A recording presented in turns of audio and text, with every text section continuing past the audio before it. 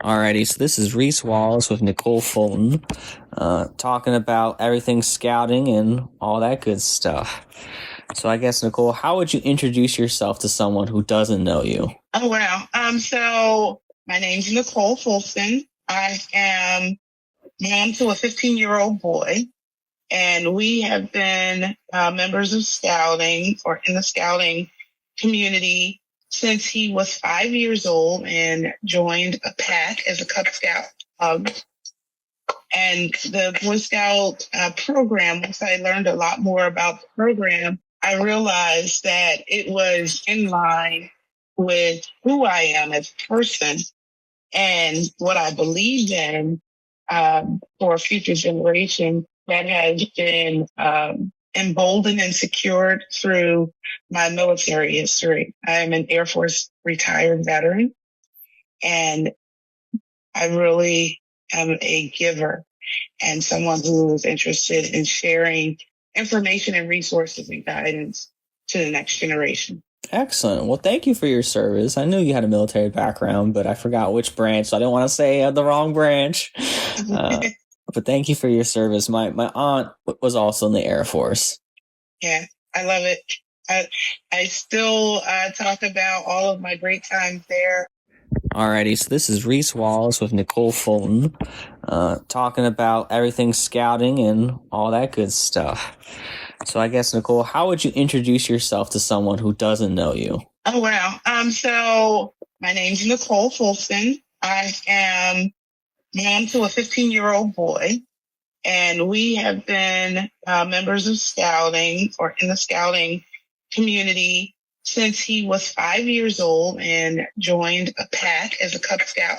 And the Boy Scout program, once I learned a lot more about the program, I realized that it was in line with who I am as a person and what I believe in for a future generation that has been emboldened and secured through my military history. I'm an Air Force retired veteran, and I really am a giver and someone who is interested in sharing information and resources and guidance to the next generation. Excellent. Well, thank you for your service. I knew you had a military background, but I forgot which branch, so I didn't want to say the wrong branch. But thank you for your service. My aunt was also in the Air Force. Yeah, I love it. I still talk about all of my great times there, and especially when I was deployed for one of the wars, and I was walking back to my room, and I found a group of leaders outside of a girl dorm, a female dorm, and they saw me and they said, "Hey, maybe you can help." And I said, "What's going on?" And there was an airman who was inside that particular dorm who had called in a suicide threat. Oh, goodness. They found they couldn't go in because they were all men. And I learned that there were no female first sergeants or leaders that were deployed. And I was one of the higher ranking ones in the area. So I was able to go and help them out. But I made a vow to myself at that time that when I returned back to the States, I would look into getting the training and becoming a first sergeant. And I did. And I was the first female first sergeant in my wing. Awesome. Well, thank you for always looking out for other people. That's awesome. So you said your son joined a Cub Scout pack. I see him in the background now. When he was 5, which is the earliest you can join. So was he a lion or was he a tiger? Or he was a tiger. We didn't have lions yet in the council, so he was a tiger. And it's very funny because the first Eagle Scout from Enon's Troop 126 was at the time he was a Cub Scout, but his aunt had pursued me to come over and become a part of the pack in the unit for some time. At the time, I was doing different community service projects with no set organization connections. And then I did the MLK Day of Service projects for the church. and she really pressed the button. But Devon Bird, who is first Eagle Scout from 26, was really the recruiter for Jonathan at the age of 5.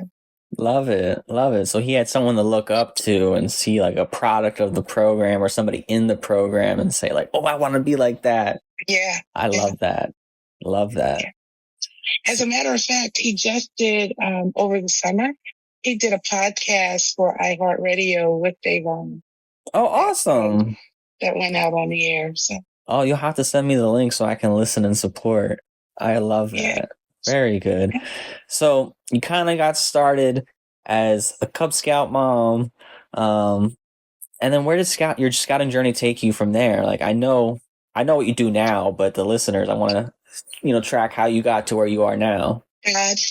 It's all God, because at Enon, the pack and troop are a part of the Boy Scout ministry, and we have church leadership in each ministry. And I was asked to become the assistant servant leader at the time. That Jonathan, he might have been a wolf, and I took on that role. And then the following year, I took on the servant leader role, and I stayed in the servant leader role. And the pack and troop changed its projection under my leadership so that it was more active in the community, more active in church. I began interacting with not necessarily district per se, but more council, the district executive who was over this district. I can't think of his name off the top of my head just now.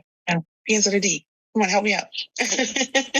I don't know. There's been a lot of district executives, and I'm still learning. Yeah. I cannot think of his name right at this Denzel?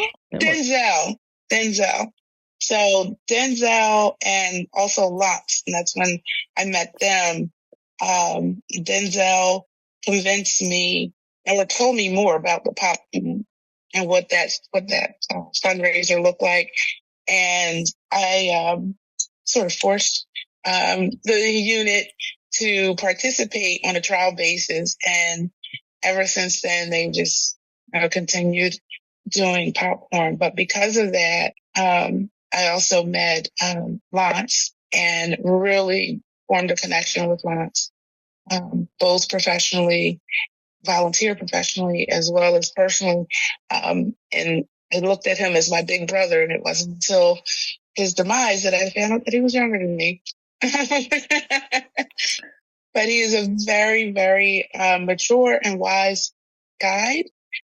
He really did give me the feeling of being a big brother. So if I needed to rave or run ideas past him, he was the person that I went to. And he helped me understand how the program works, even more than what I knew myself. And I thought, again, this is so parallel to what I did militarily as a first sergeant and human resources.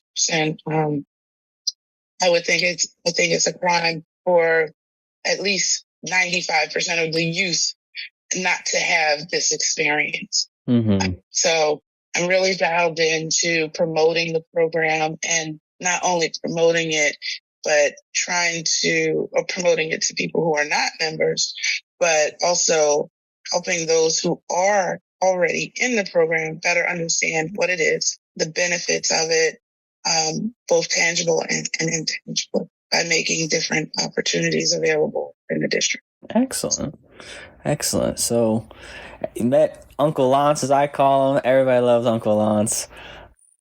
That's how I looked up to him. He was he worked with my dad when my dad worked for council. Oh, wow. Yeah, they worked together. They were like contemporaries, like DEs and whatnot. And then Lance is the reason I applied for the council job, and here I am now. And now it's like, all right, I gotta fight the good fight for Uncle Lance. Yes, and that's exactly it, because we were still talking even up to his passing. And I shared with another district executive. I said, hey, this is what Lance wanted to have happen for city districts. Mm-hmm. You need to put forth the effort to honor his memory. You've got to do it. Our kids need this structure. They need this program. because there really is no other program like it. Exactly. Well said. Well said. I grew up in the program, so I know exactly what you mean. So you mentioned the district, so I guess this is the grand reveal part where I say you are the district chair of Northern District. So you're fighting the good fight, helping all those units, and then really grow scouting in that whole community. So now remind me, what neighborhoods does Northern District cover? So Northern District covers Mount Airy, Chestnut Hill, Roxborough, Manayunk, Germantown, West Oak Lane, and parts of North Philadelphia. Excellent. So how did you become a district chair? I have a feeling Lance might have been involved? You think? So I was asked to be the nomination chair for the district, and by Denzel. And so I did that. And on one of the next annual meeting, I saw vice chair next to my name, and I said, "Hey, what's that? That's not what I signed up for." And I looked into, what the position description was and all those things. So we went forward, and after one of our election years, the chair decided that she was going to resign less than a month after the application. And so Lon said, "Okay, Madam Chair," to me. And I said, "What are you talking about? What is that?" So that's how I became the district chair de facto. But then I was nominated and elected by the committee as a whole at our annual meeting. Awesome. And for those who don't know, the district chair is like the key volunteer on the executive board of the council too, representing the communities that the district serves, running the district committee meetings, just making sure the units, so the packs, the troops, have all the support they need from council and from the district level. I know Northern District has the first aid meet that we all have been running for a little bit, and I helped out with one, which I just love that event. And then, so you went from being a scout mom to then being asked to help with the pack, which is awesome because I think we don't ask enough people to help with our units, right? And then you kind of do the nominating committee chair thing, you become vice chair thanks to a slick move by Denzel. And then eventually you become district chair, and then you get elected as district chair. So you weren't just de facto, you were eventually elected. So I guess now is the time we talk about you and your son. What changes have you seen in your son, or development have you seen from the scouting program? Because he's been in it since he was 5, and now he's 15. So that's 10 years in the program. Yep. I definitely see a level of maturity and understanding of the world around him and his opportunities from the program. I see him connecting with other scouts. Like now he's the assistant senior patrol leader for the troop, and I've been very proud because I know that he was asked last year and up to their youth leader elections this year whether or not he would run for senior patrol or assistant senior patrol position. And he told everyone no, me included. And when they were doing the elections, all of a sudden his name was up on the board. And I'm like, wait. And I just thought, wow, that's great. He's willing to take on that responsibility. And he feels prepared to do it. And I've seen him in action, leading and corresponding with the senior patrol leader and scoutmasters in preparing meetings and signing roles and giving guidance. Just very, very cool. So I see a lot from the program coming out in him in his interaction with other youth as well as with adults. So I mentioned that he did a podcast with the first Eagle Scout, and he's in the background, so he's probably going to be very upset that I'm sharing this, but I'm going to share it. He's interested. Jonathan is a creative. He's music and visual arts gifted, and he really likes, he wants to go into video for movie production. Oh, So so there's a program in the city for internships for teenagers, right? So I had forgotten I'd signed him up for this thing. And I got this message that there was a last fee for signing up and applying for an internship. So I had him create a resume and everything and submitted it because the company that I saw was iHeartRadio. And he did the interview with the director of community relations on his own. And she was so thoroughly impressed with him when she hired him, the intern. And then at the end of the internship, she told him that he always had a position with her. hey. So, yeah. And she's like, she told me, you don't see many young men who are confident, know what they're doing, respectful, and everything else. And it's just giving me chills now because it's so huge. It's so huge. But I know my parenting style because of a military background is a lot different. But also the level of confidence outside of home that he has comes from scouting. Love that. So confidence, leadership, kind of like that respectability, but also like that demeanor or like professionalism, maturity, which I forgot he was only 15 because he doesn't act like a 15-year-old in a good way. I thought he was closer to 16 or something. 17 might be pushing it, but I thought he was an older scout now, like, not like kind of in the middle of his in the middle. I thought he was a more experienced scout, and that's why he conducts himself the way he does. Because I've always been impressed with him too. So there's some flowers, just so you hear it from somebody else too, who's only like tangentially around. Because I see him at camp and whatnot, and he's a good scout. So I'm very proud. I'm very proud of him too. Thank you. So, okay, so you got kind of your journey. You got some of the good stuff from scouting that you've seen in your son. Now, what's your vision, I guess, for the district or for scouting in your like communities that you're in charge of? Like, what's your plan? What do you want to do, or what are you thankful for, or what do you want to talk about? I love that question. I've been waiting for it.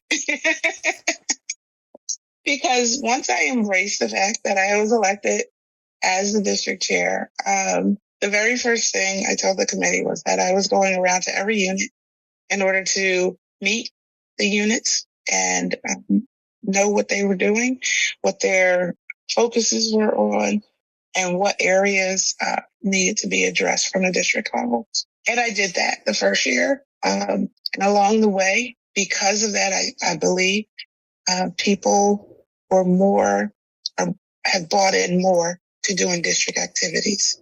Mm-hmm. So my vision for the district is, as I mentioned, I believe children, all of them, need some level of experience in a scouting unit. I believe that. Excuse me. So my vision is that scouts are more visible. They're doing more community service, that the community are more aware that our scouts are here.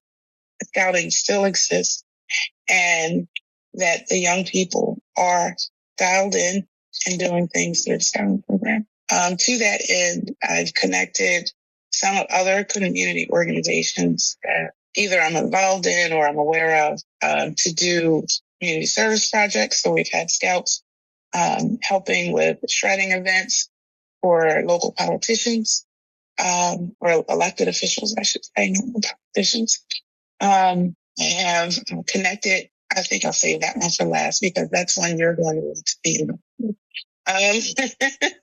I've really made like the barber shop and the nail salon, the restaurants, and all of them aware I'm still here. And the way that I've done it is promoting for Cub Scouts. Hey, you guys have woodworking. So Home Depot over there has woodworking kits, and connecting Cub Masters with managers and stores in the Home Depot to talk about how they can get those woodworking marriage patches and things, requirements done. Also, just talking about the possibilities that we have, because our communities are rich in resources. And through lots and by circumstance, the state senator is completely dialed in. And so his office always wants me to tell him what's happening and what plans I have in place. We have very few PACs now because of COVID, but last year we held our first in a long while district Highwood Derby. And from that, other leaders from other PACs joined together, and we're having our second this year.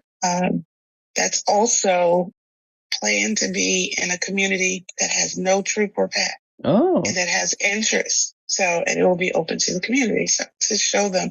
And 2 years ago, beginning 2 years ago, I started conversation with this location about the possibility of them having a PAC and troop. So it's just continuing to stay in contact with the organizations and the community to say, you keep talking about we need things for youth. Here's this program. And also educating everyone that this is a volunteer program and adults have to be dialed in, and what the different components are, what it means, so that people understand, because that's a big thing. We look for volunteers, and just like for me, all of a sudden being slid into some other position without knowing. I am a strong educating person. I will give you the information. I will direct you to where to get the facts. So having information packets, I created a flyer for the district that has every unit listed, whether or not they're boy or girl, when they meet, contact information. And those are our recruitment flyers, so that people have a good idea of what's available in the district. I have new units starting. One in an area that we don't have, and another one at my VFW post. Love that. The chartered organization rep just so happens to be an 81-year-old Eagle Scout.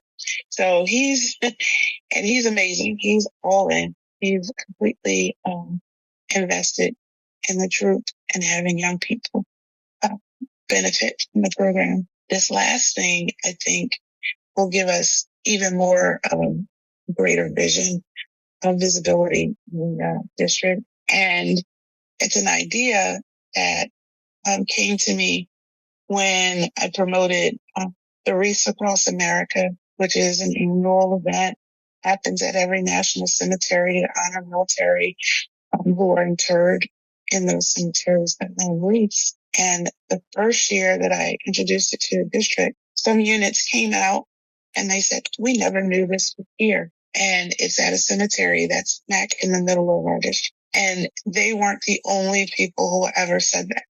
There's just the normal residents who didn't know that there was a historic military cemetery in our district. So in the district in Germantown, there is an organization called the Historic Association of Germantown.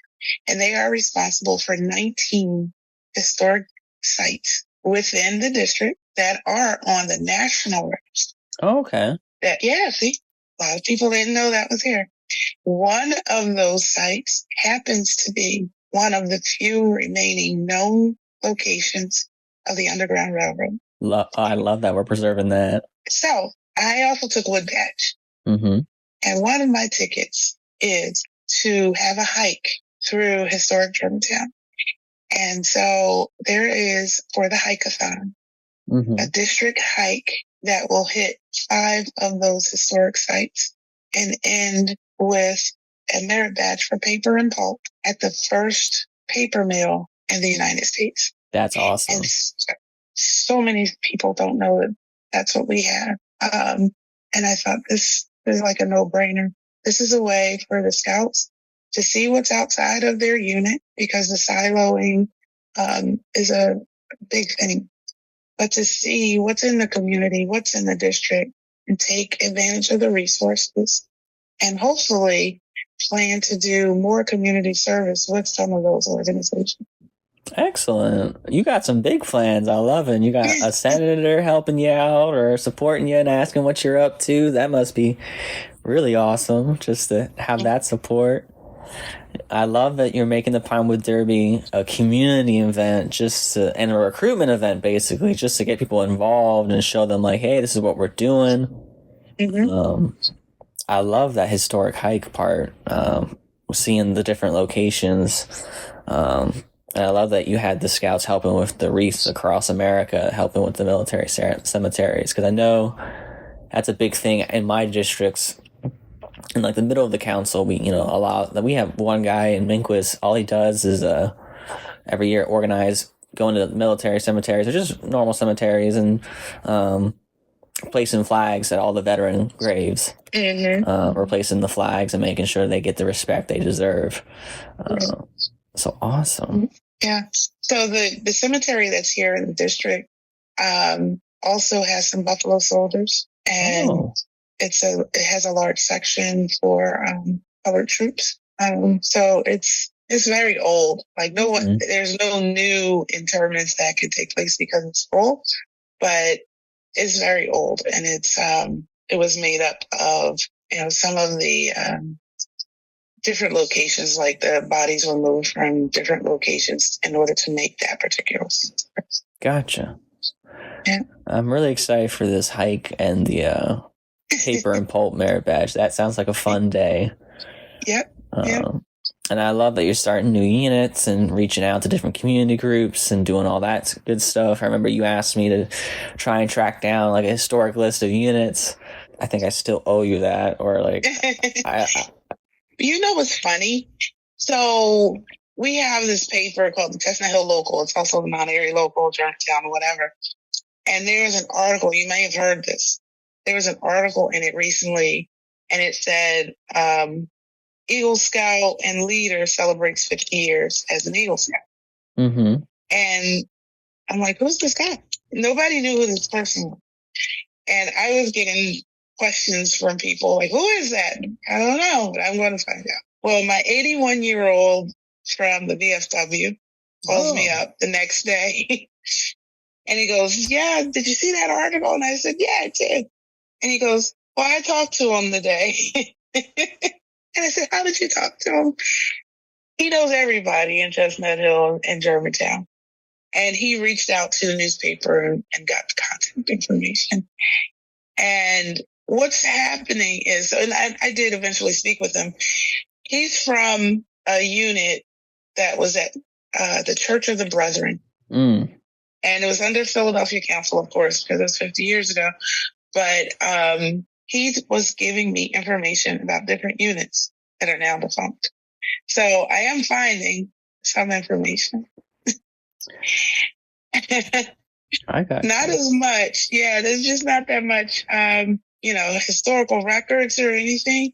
But I'm getting some numbers, at least in locations of where different units were held. Gotcha. Very good. Now, is there anything we've missed or anything you want to talk about, or do you want to like throw in, or we should talk about? So one last role that I'm filling in the organization, Cradle of Liberty. So every year we have an annual recognition dinner for volunteers. Oh, that's right. Go on. Yeah, go on. That happened too. So I got a call maybe last year, and they said, hey, I need you to come in on this meeting because we'd like you to be involved in this committee for the dinner. And so my very first meeting, I was told, so next year, this is yours. And I thought, I have no idea what you're talking about. But this year, I am the chairperson for the annual recognition dinner. Congrats.